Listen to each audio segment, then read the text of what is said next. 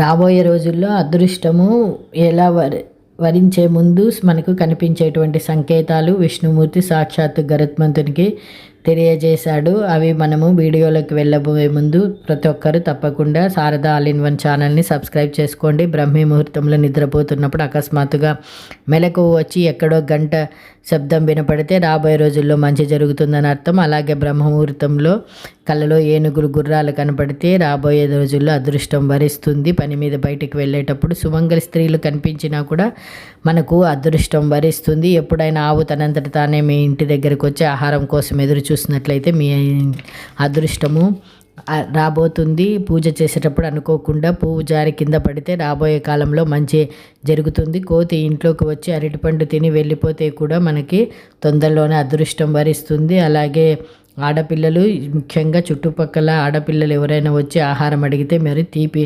పదార్థాలను ఇచ్చినామంటే వాళ్ళు తీపి పదార్థాలు తింటే మిమ్మల్ని అదృష్టం వరిస్తుంది. అలాగే ఇంట్లోకి రామచిలక వస్తే కూడా మనకి తొందరలోనే అదృష్టం వరించబోతుందనే దానికి సంకేతం.